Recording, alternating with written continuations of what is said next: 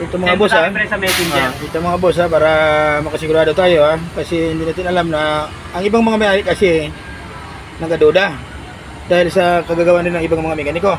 Kaya naging ganun. Ako, bago ko tutunggalin, video ko muna, ito yung rocker arm niya. Ito yung rocker arm. Ito naman yung push rod.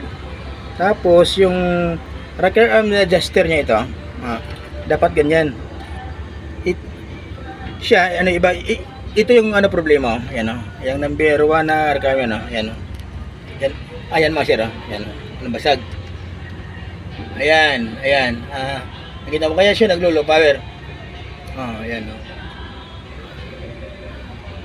Bali, ang problema natin, rocker arm, pag magpalit ka kasi ng rocker arm adjuster nito, kailangan mo rin ng push rod. Kasi hindi na sila magpinside kung yan lang papalitan mo. Kailangan mo rin ng push rod. So, nakita mo naman yung iba. Maganda. Tingin nga pre. Ayan. Ang number 1 na dala yan. Ayan Tingin ranking natin. Siyempre.